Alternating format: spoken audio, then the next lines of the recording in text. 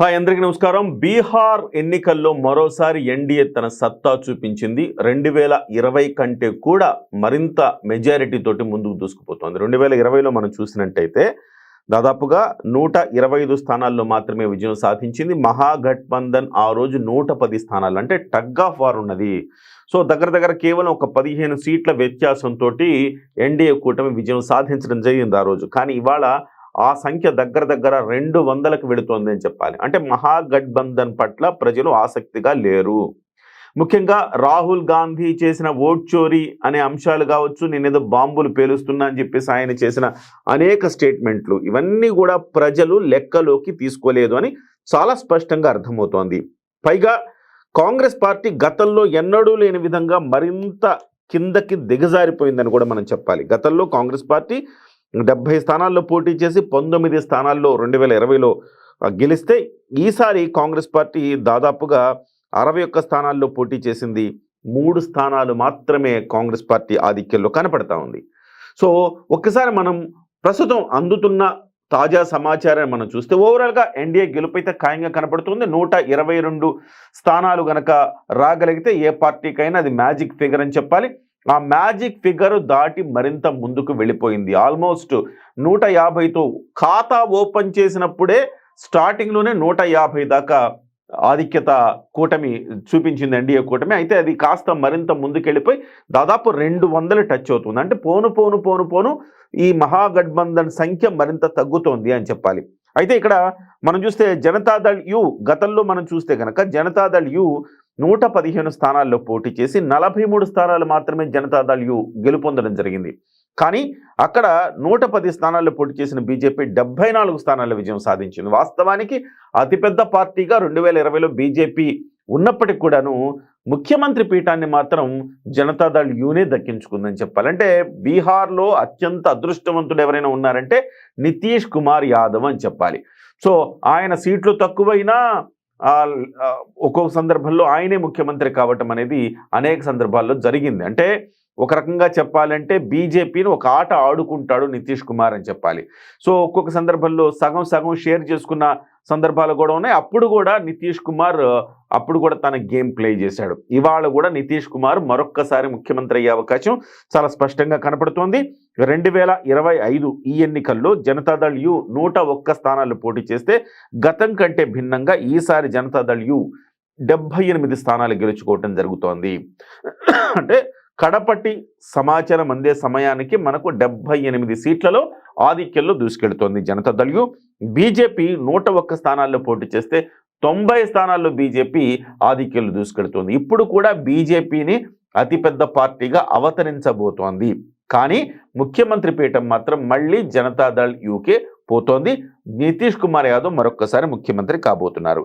ఇకపోతే రాష్ట్రీయ జనతాదళ్ గురించి చెప్పుకుందాం.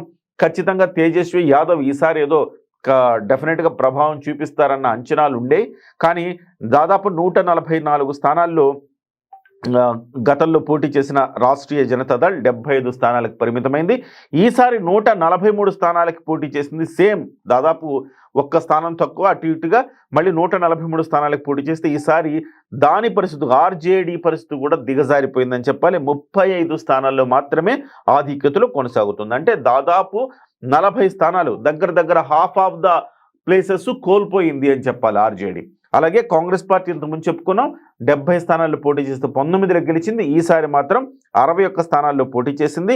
కేవలం 3 స్థానాలు మాత్రమే కాంగ్రెస్ పార్టీ ఆధిక్యంలో కొనసాగుతూ ఉంది. ఇకపోతే ఇక సిపిఐ, సిపిఎం, సిపిఐ ఎంఎల్ ఇలాంటి పార్టీలు కూడా కొన్ని ఉన్నాయి. అవన్నీ కూడా సింగిల్ డిజిట్లకి పరిమితమయ్యాయని చెప్పాలి. ఇక్కడ మరొక అదృష్టవంతుడు ఎవరంటే ఎల్జేపీ అని చెప్పాలి, లోక్ జనశక్తి పార్టీ.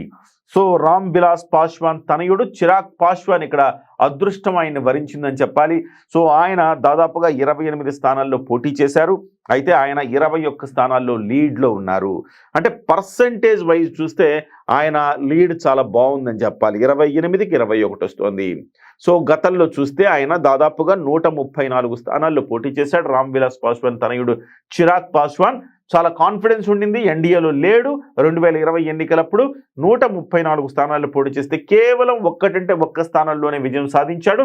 అంతకుముందు ఎన్నికల్లో 2 స్థానాల విజయం సాధించగా ఆ ఒకటి కోల్పోయి ఒక్క స్థానంలో మాత్రమే విజయం సాధించడం జరిగింది. అయితే 2020లో ఎదురైన పరాభవంతో ఎల్జేపీని ఎన్డీఏలోకి తీసుకురావటం, ఈ సార్వత్రిక ఎన్నికల్లో 2024 సార్వత్రిక ఎన్నికల్లో విజయ దుందుబి మోగించడం మనం చూసాం. అయితే అదే కాంబినేషన్ మళ్ళీ 25 ఎన్నికల్లో కూడా కొనసాగుతూ ఉంది. ఈ కాంబినేషన్లో అత్యంత లబ్ధి పొందిన వ్యక్తి ఎవరైనా ఉన్నారంటే ఎల్జేపీ అని మనం చెప్పాలి. గతం కంటే భిన్నంగా దాదాపు 20 సీట్లు అదనంగా సంపాదించాడు అసెంబ్లీలో అని చెప్పాలి. సో ప్రధానమంత్రి నరేంద్ర మోదీ తన విజయోత్సవ సభలో కూడా పవన్ కళ్యాణ్ గారిని ఆంధీ అని పొగిడాడు. ఆ సందర్భంలోని చిరాగ్ పాస్వాన్ను కూడా ఆయన ఒక మంచి యువ నాయకుడిగా కీర్తించారు. ఇవాళ చిరాగ్ పాస్వాన్ మళ్ళీ బీహార్లో తన సత్తాను చాటాడు. తన తండ్రి గారు స్థాపించిన పార్టీని మళ్ళీ పోటీలోకి తీసుకురావటంలో వ్యూహాత్మకంగా ముందంజ వేశాడు చిరాగ్ పాస్వాన్ అని చెప్పాలి.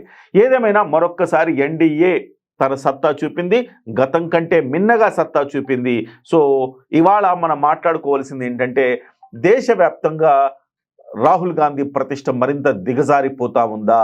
ఎన్నో స్కామ్లు బయట పెడుతున్నాము, ఎంతో చేస్తున్నాము, ఎలక్షన్ కమిషన్ ఎండగట్టాము, లేకపోతే ఓట్ చోరీ గురించి చేశామని కాంగ్రెస్ పార్టీ సంబరపడింది. కానీ ఇక్కడ మళ్ళీ కాంగ్రెస్ పార్టీ మళ్ళీ అతపాతాళాలకు తొక్కివేయబడింది అని చెప్పాలి. గతంలో ఉన్న 19 సీట్లు కూడా ఇవాళ రావడం లేదు. అంటే ప్రజలు కాంగ్రెస్ పార్టీ పట్ల ఇంకా నమ్మకాన్ని ప్రోది చేసుకోలేదు. అలాగే ఆర్జేడీ పట్ల కూడా నమ్మకాన్ని కోల్పోయారు. ఈ కాంగ్రెస్ పార్టీకి దేశవ్యాప్తంగా ఇది ఒక సెట్ బ్యాక్ అని చెప్పాలి. సో రాహుల్ గాంధీ పర్యటనలు విజయాన్ని చేకూర్చలేకపోయాయి. ఇది చాలా పెద్ద ఎత్తున డిసప్పాయింట్మెంట్ కాంగ్రెస్ పార్టీ జాతీయ స్థాయిలో కూడా మనం చెప్పుకోవాలి. సో తుది సమాచారం వచ్చిన తర్వాత మళ్ళీ మీ ముందుకు వస్తా. నమస్తే.